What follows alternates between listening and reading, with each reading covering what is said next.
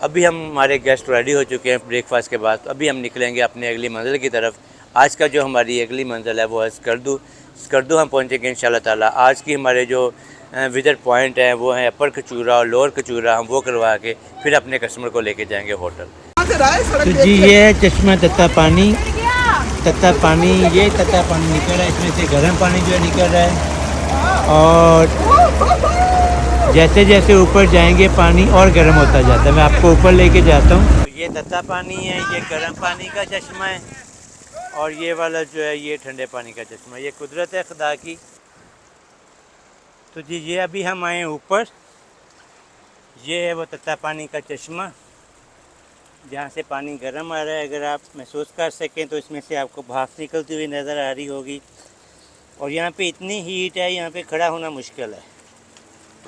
میرا نام محمد ولید شہزاد ہے، اور آج ہم ادھر تتا پانی پہ آئے ہوئے ہیں. تو اتنا گرم، بہت زیادہ گرم پانی ہے، مطلب زیادہ ہی والا، ایسے بالکل بوائلنگ واٹر فل. بہت یہ آپ دیکھ بھی سکیں گے، بھاپ اور بہت زیادہ.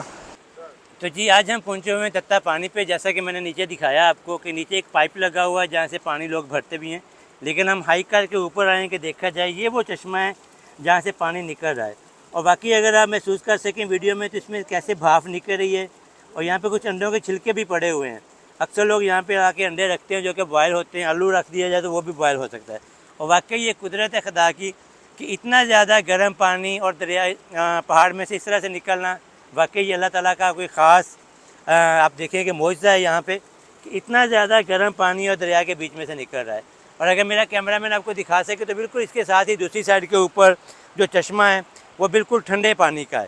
اور بالکل ساتھ ساتھ جو ہے نا پانی نکل رہے ہیں. ایک سائڈ پہ بالکل ٹھنڈا پانی ہے اور دوسری سائڈ کے اوپر جو ہے بالکل گرم پانی ہے.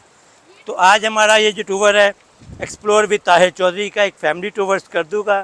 ہم جا رہے تھے تو ابھی ہم نے اسٹے کیا تتا پانی پہ، اور یہ ہے تتا پانی کا وہ چشمہ یہاں سے اتنا زیادہ گرم پانی نکلا.